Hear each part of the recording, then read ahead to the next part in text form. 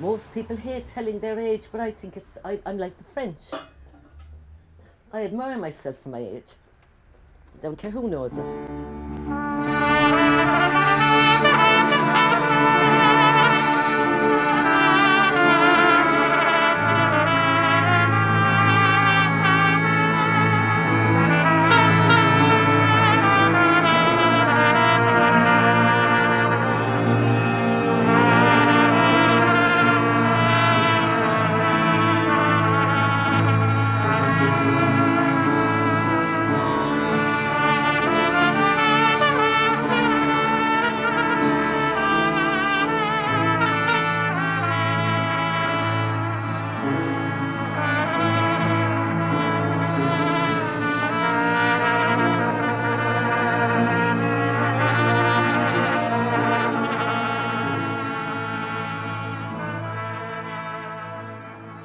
Well, no, I started 60 odd years ago tailoring. To learn. I was 5 years for my trade and never intended to be sitting here now talking to you about it because I thought the world wasn't big enough for me. I was going to travel. I'd no money, but I was going to travel.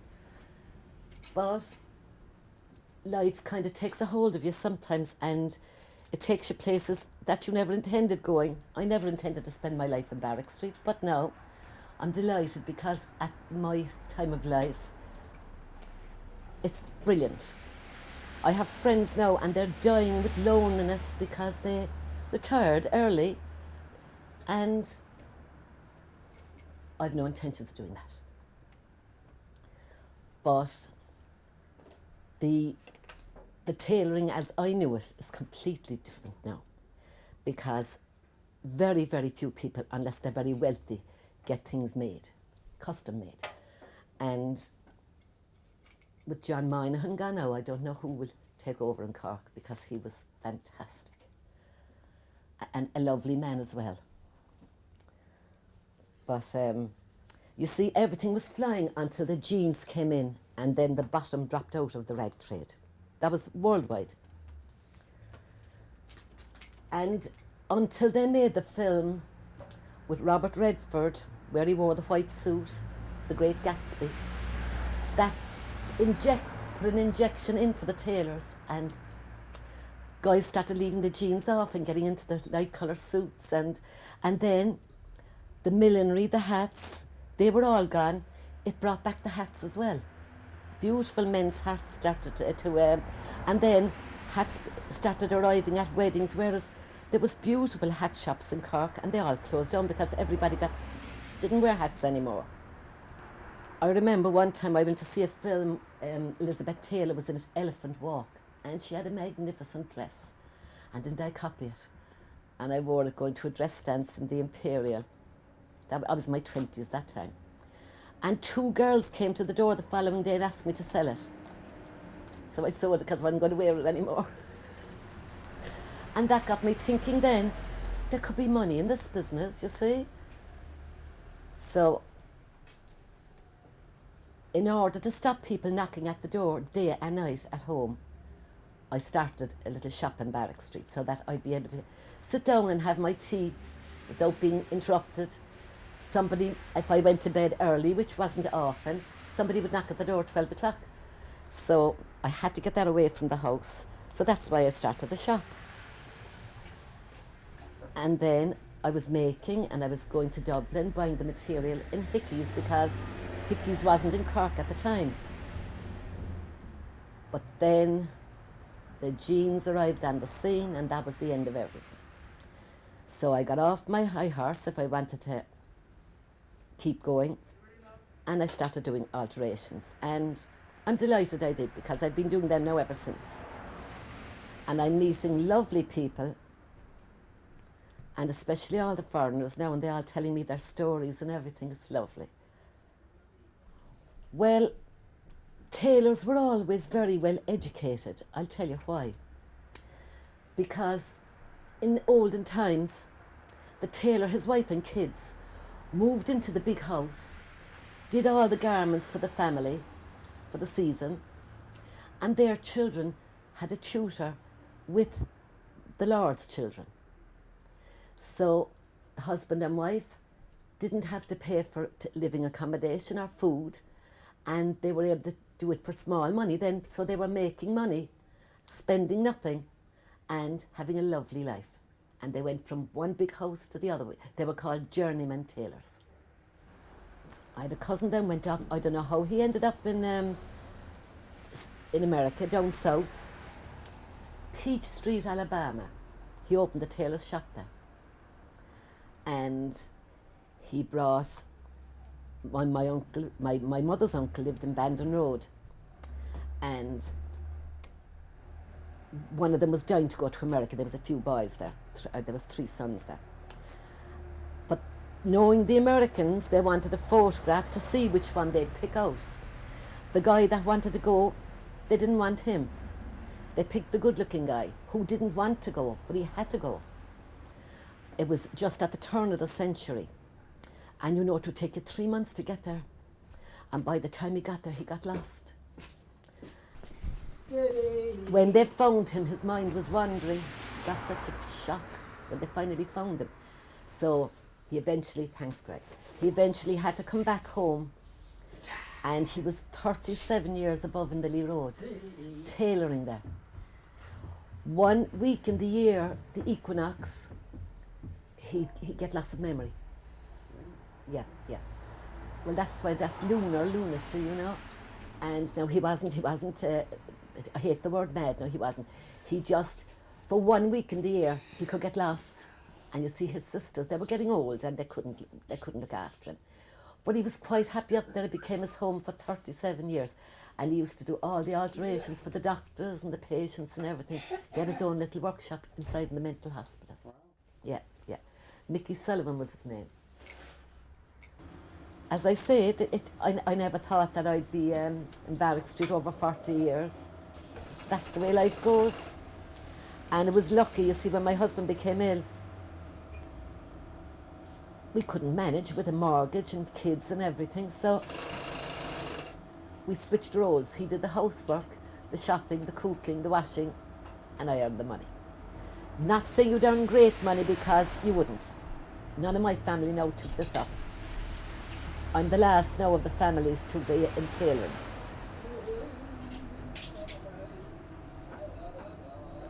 And how was business? I could say so. But it's, nobody now would come in here and work for what I work for, but it suits me mentally and financially. And if you're doing something you love, you're halfway there. It must be awful to be in a job that you hate. And I know lots of people who are, and they just can't, they're on a treadmill, they can't get off it. Especially when you have mortgages and everything. Sure. There's a lot of changes now over all the foreigners, you know, and they're lovely. Love to see them coming in. Because they all have different stories, and they all open up to me. One guy upstairs now, his romances after finishing, he was very down for the Christmas. He came into me. He's it's 8 years since he's been home. Yeah, he was 7 years in America, and himself and his brother came back here. So he was in with me now this morning. He wanted to know about broadband. Sure, I wouldn't know what broadband was if it jumped up and bit me. I haven't even a mobile phone. I gave it away to the granddaughter. I couldn't manage it. And when I see my grandchildren now texting and all this kind of stuff, I can't believe it.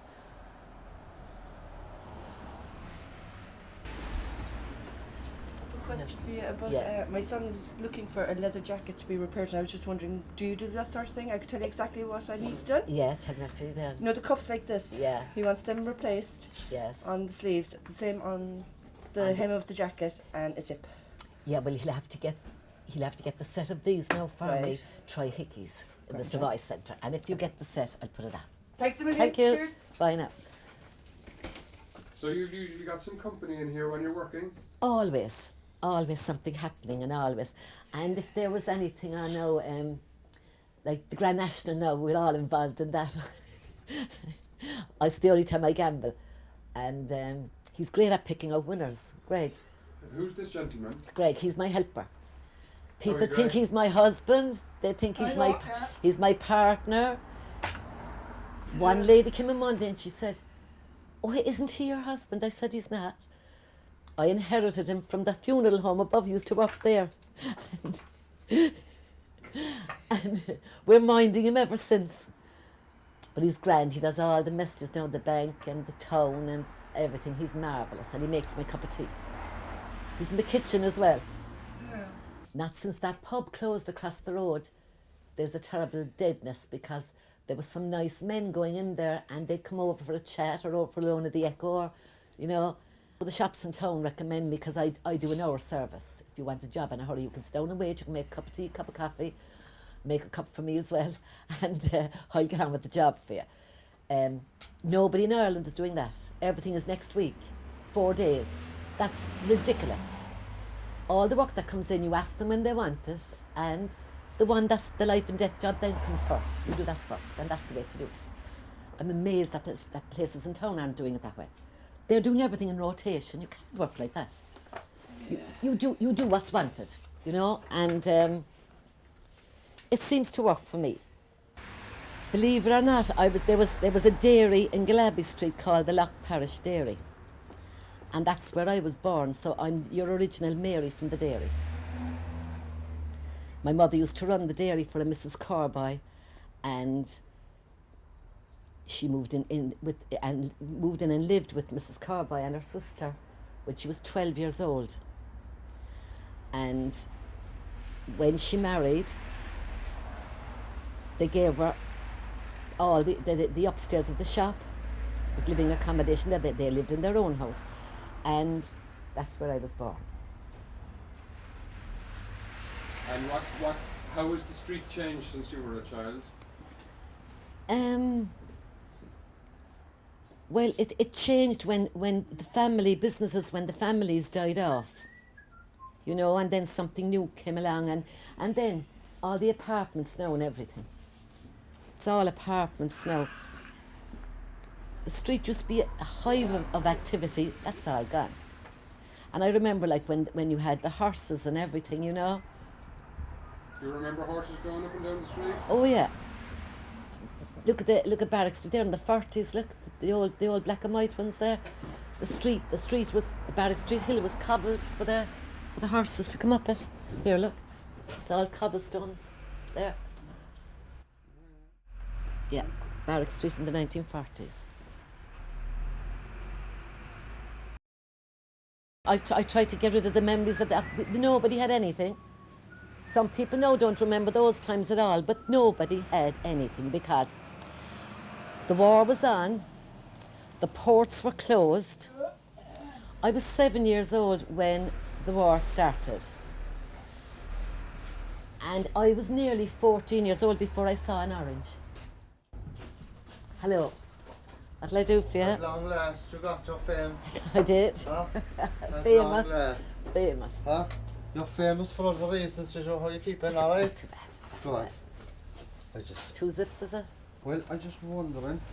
You went on me, Mamie, this... Is it that Oh, one? I can't do a packet for you. No? No. It'd It'd be too much of a big job. Is it? You see, the zips are put in on the pocket before the jacket is made. Oh, is it? When that goes onto the jacket, the zip is already in it. So I'd have to give me a day's work. Is it? Forget about that. Shoot, Is you. it? The other one is working. What do you want 2 zips for? Ah, we'll leave the other one.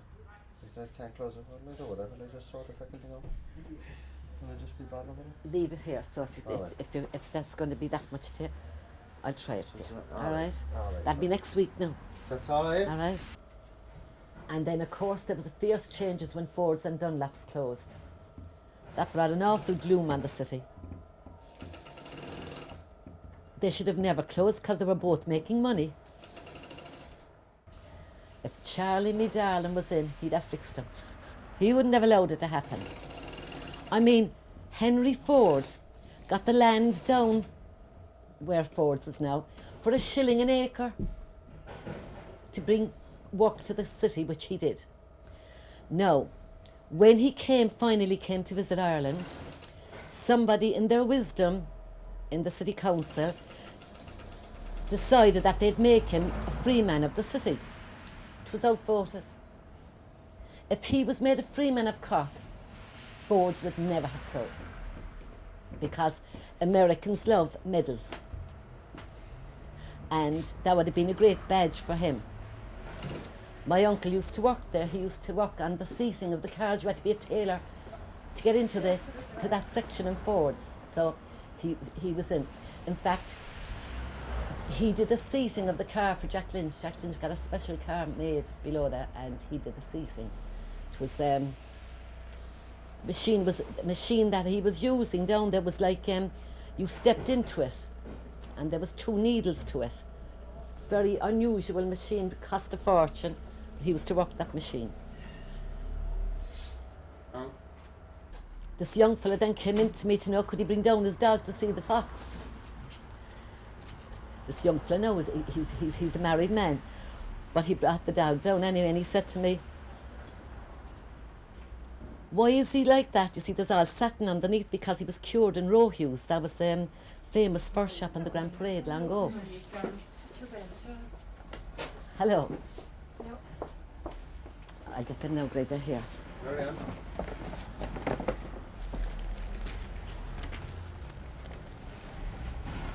This one anyway. Now, how's that now? Oh, that's great. Yeah. Right. And the other one should be next to it. You would. €5 will do, thanks. You were already paid me for that one. Let me get your bag. I heard that from 2 people now this morning. Did you hear anything about Dennis Brad-l-dees? Oh? The No. Brad-l-dees pub? No. What's wrong? You heard he was dead? I did. That's not true. That's not. But I don't know, we didn't hear. I didn't hear nothing. Is it? It opened it all. Oh, jeez. The doors haven't opened. The Dennis doors. Brad-l-dees? I don't know now. I don't Yeah. know, but I'm after. Was it twice I phoned had to know Briggs. this morning? I phoned Greg. I don't want to put it out because God, that's funny. there's no I note never on the door, heard. but the doors are closed now. It's always open. Another one of your clients? I don't know now. They're to tell you dropping by the truth. noon, and you I like the don't Bermuda know. Triangle. I hate to say it, but I don't know. I had to twice this morning. Well, if the pub is closed, there's something wrong. That's always open. He might be sick. He could be sick, Brad-l-dees. I don't know that that's true. What do you say? That's not true. I don't know whether it's true or not. Oh, for the love of God. Don't say it. No, No. I'll We phone. didn't hear it now, Oh, right? they I'll think phone, that you um, come here, if I'll he phone wants his you to cousin. get on the door. I'll phone his cousin there now. It's closed. He might be sick in bed. Oh, you might be able to find out. I heard it twice. I go now. Or is it in hospital, please? He might be in hospital No, now. I heard he died last night. What? Jesus. I don't know now. Close all right, and the door lights on. I know it is closed, yeah, but I don't know now to tell you the truth. I'd hate to say it because I don't know. And I heard it twice. But I hope he's not. Oh, thank God. All right. Everything's all right. Yeah. Yes, he couldn't run on his own. And he'd have to go to the hospital, yeah. Thanks, Brig. Bye now, bye. He was shifted to the hospital last night. A clot on his lung. So Dennis is outside with him so that he couldn't open the pub. God. So, Listen, Mrs. Someone can you help me? The dog got out my coat last night when I was oh in bed. God, nothing you can do with that, Clef. Well, Not I with the thought, you see, I can do this, you see. I can button it this side yes. and cover it, but you see, I've no... You need buttonholes. Could Bring it, you do buttonholes no, for me? bring it down to Singers, they'll do it for you. Will they? They will. And will They they do it, will they have to wait or will they do it there and then? Oh, they wouldn't. No. Have to wait? You would, yeah. What you'll do is bring it in tomorrow. Bring it to them tomorrow, who? into Singers. Singers, Yeah. thank you. That would be another job for John Moynihan now, and he's gone. I know you could be able to see the galley and all that. Do you have to go to lay him in? No, you're grand. You're grand. God, I hope he's all right. She God, he loves us, Brad-l-dees. Oh my God. Well, they can easily see to that. Yeah. Clot on the lung. They're not life and death. Thank God.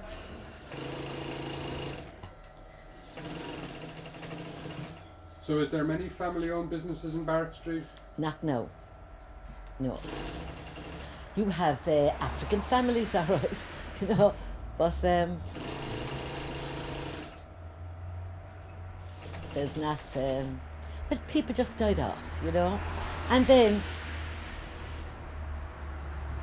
with the family living in houses away from the area, they just sold up whatever was left, and that's the way it went.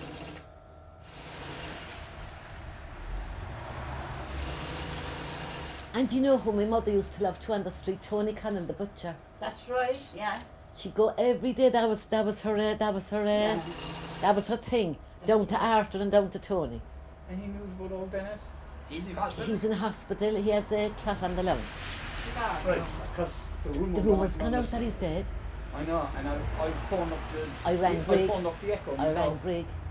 Oh, okay. I rang Brig, and she told me that no, he was shipped in. She said the reason the pub is closed is that Dennis is outside with him. Yeah. And okay, that's So, some good news. It is, anyway. yeah. Because as I say, I was hearing that Yeah. you know. It's after running around the place, the rumour. Gee, it's terrible. And I heard that of 2 people coming up Barry Street Did ya? this morning.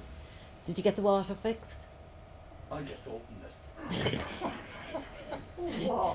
Turn the water off and he turned it back out again. They'll be back down at But isn't there a leak? The whole place is destroyed. I know There's a the leak. water. I think there's a crack in the mains between my house and the mains itself. if Oh, you know what I right. mean. Yeah. For whatever reason they shut the water off to the house. I don't know. Yeah. You just open the fucking thing again. Bollocks. Yeah. Language. Well, round objects to them. New Year's resolution, what's the language? But we didn't pay you water bill. That's when they cut you off. Pay what? There's enough water going up and down that street rather than to pay for it as well. I feel well. Toodaloo now. See you later, Mamie. His father now had the chemist shop for years on the street. Ger Carroll. It's lovely too, Ger. Do you think it's been kind of smooth, the amount of people moving into the area recently, or how do people take it in general? Oh, people aren't. They don't care. Nobody takes any notice. I think it gives everybody enough to do now to mind themselves, and if they're bringing business to the street, why not? You know, it's the way there's room for everybody. There's room for people who don't want to do nothing, and they're the first ones to cry and crib. You get them in here, somebody should do something about that, like somebody else should do it. My friend said her husband is the founder of that association. Somebody should do something about that. No, everyone gets along with everyone else, and give any of the foreigners that are around here their due. They're nice, and that's all you need. Only difference between only the Nigerians. The only difference between them and any other customer that I've ever had in my life, they inspect what you do before they take it away from the counter, and it's very aggravating. But I can't say anything. But I'd love to catch it and give them a slap of it. I think that they're very suspicious because maybe that they've been tricked back in their own country, you know, and they think anybody doing what I'm doing now here, that you have no brains, and that you should work for nothing. One of the hairdressers now, and you know they're getting 300 for doing those the plaits in the hair. And if they're foreigners, they get a receipt off the hairdresser, go down to the Southern Health, and because that's an ethnic thing, and it's their custom, they get the 300 back. Joking. I'm dead serious. Get it back. So she came in to me to do a load of work, and she had €5 in her hand when she came back. And I said to her, "How long did it take you to do the pass?" Oh, she said 7 hours. Well, I said, and you got 300. I'm 7 hours at your work, and you gave me €5. Are you kidding me? Can bring down your jacket and I'll sew it for you, love. I was too busy that day. She's gone in town. What? She's gone in town. Is she? But do you need money for the bus or anything? No, my friends are here. All right. I don't know how. Do you want to wait here for her? Do you want to give her a ring? Can I use her? Use my phone, yeah. No, only about 20 minutes ago, so. No. We used to go to Yall every Sunday on the train. It was a big deal. My mother worked above in the CIE, so she used to get us all on free on me. Now all my pals, we'd all go because she had a free ticket. And when she died, when I opened her purse, there's the ticket to the last train to Yall, inside in her purse. And if somebody said, when we land in Yall, if somebody said, Nan, where's the ticket? We're after losing the ticket. She'd freak. She thought we were going to be in Yall forever. Her one fright was losing the ticket. And I had one first cousin, and he was always causing confusion. He always had a sniffle to his nose, and he was always around the sandwiches and everything. He didn't want to lose out on anything. And my mother used to say to his mother, was my mother's sister, she used to say, Maggie, every child in Yall is down at the water, and he's blocking the sun from me.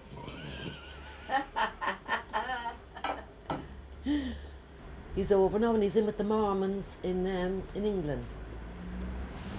And he's after turning his life completely round. He was in the British Army, and he was out in Germany and all this. And he's a bit of a hellraiser. And myself and the wife and the family all joined us, and they're all sweetness and light now. Last year, there was a knock at the door. 2 Mormons, Tony told us to come and visit you. I said, I'm just making me dinner, I'm out all day, sorry. That was all I was shorting for them to talk religion to me, and I starved with the hunger and I out all day.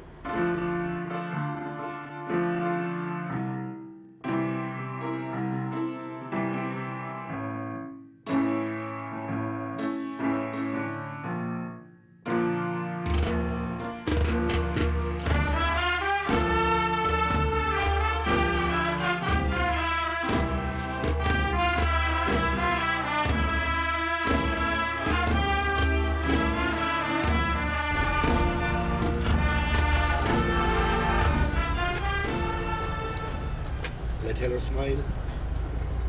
She's always smiling anyway. Always. She's all in good humour. They gave him the wrong tape.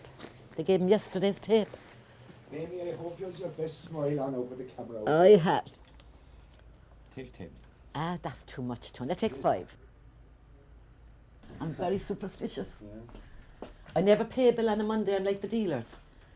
That's why nobody's on the cold can on Monday, because they won't pay out any bills. If you pay bills on Monday, you're paying them out for the rest of the week. No collectors now, or anybody that's collecting for anything, come to me on a Monday, they know I won't pay out. Tuesday, Wednesday, Thursday, Friday, Saturday's all right. What's wrong with a Monday? Well, what they used to say, I'll go to bring a cahake on you. You'd be jinxed for the rest of the week. I wouldn't write a cheque on a Monday to save me life. And everybody that knows me knows that. They won't come to me on a Monday. I didn't start smoking until I was 50. Simple reason was, I had my husband with a quadruple bypass in one room, I had my mother ill in another room, and I had her brother ill in another room, running a shop in Barrack Street, 3 teenagers, you can imagine, different age groups like, and I had 3 choices, Valium, drink, or cigarettes. So it took me 6 months to get hooked. I persevered until I got hooked. And it got me through all my bad times, and it kept down the stress levels and gave me confidence. So you're never on your own when you have a smoke. I got a warning, all right. But I'm hedging my bets. I forgot about it. Going outside the door to smoke was terrible. It was shocking to be perished. I don't go to restaurants now or pubs or anything, and even our bridge club has gone downhill because nobody now stays back and has a chat and a laugh and a joke because they can't smoke. A lot of smokers left the club. There was somebody in Fermoy. Oh, sorry. Started, No, come no, in, May, no, come in, come in, May. Okay, You're grand, come in.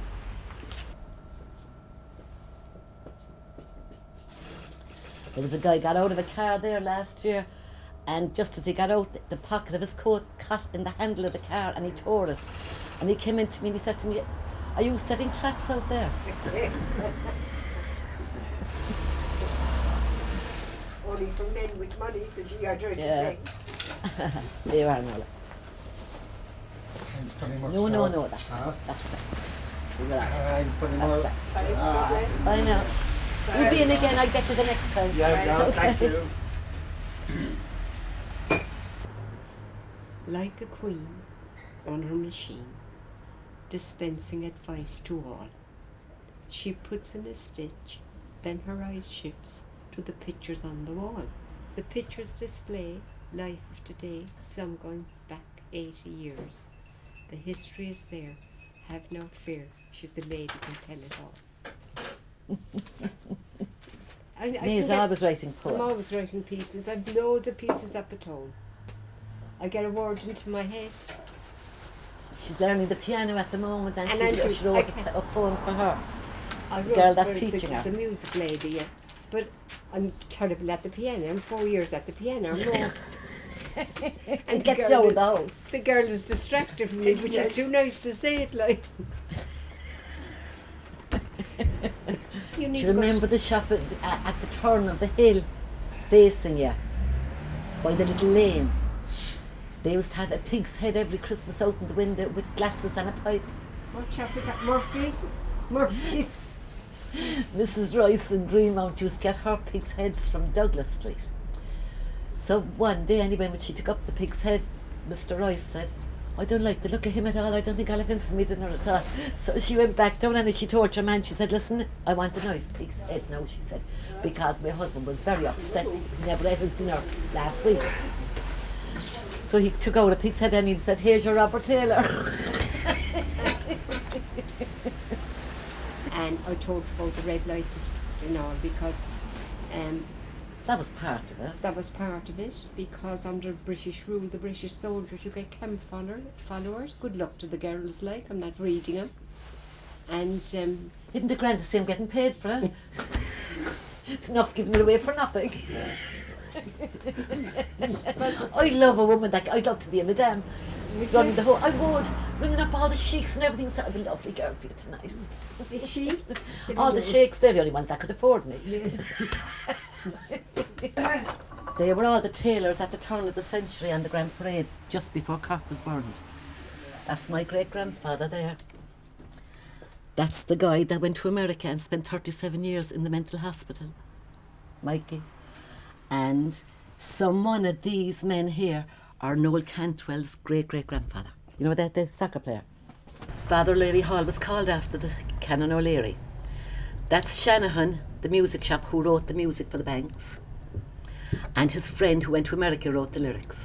The Banks of the Lovely Lee. Yeah, Banks of my own lovely Lee. That's the man that wrote that.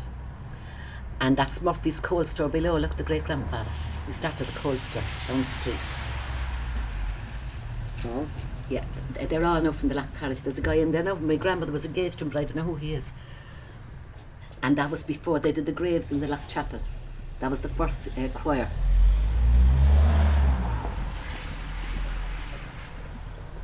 That's Daniel Florence. You know, he was born up the street, 1801. He was with Bolivar. Yeah, he was his top general, and he's buried on the right side of him. And his descendants out the loch there in their 80s, two men. It was just only €15, so I And couldn't that leave it. In Lisa. Lisa. Yeah, I couldn't leave it. I'm going down the You know, bar and do it- it for myself now Monday. They don't have any more. They This is the don't. last one. Now, your Sorry, best, well, your best bet with that now, you can't have a double-breasted. Have single just row buttons. single, Single yeah? row buttons, yeah. Out Okay. at the edge. Just, Yeah. Okay. Yeah, 3 out at the edge. Yeah. And will I leave the button like I'll this? give you them back. No, take them Or off. will I take them off? You'll yeah? be all to one side like the tongue of Fermoy. Ah. Oh yeah, the nice, Yeah. wouldn't it? Oh, Good. great idea. Oh, you're so good. That's well. There Have you it go, tomorrow. love. It must be awful to retire and to go into seed. So you have no plans as of yet? No, because I wouldn't know what to do with myself. I'd be like a fish out of water. I mean, what would I be doing out in Glasheen looking out a window? The husband asleep in a chair and the dog next to him. Waiting to die. Couldn't do that. I'd rather be here and go out with a bang.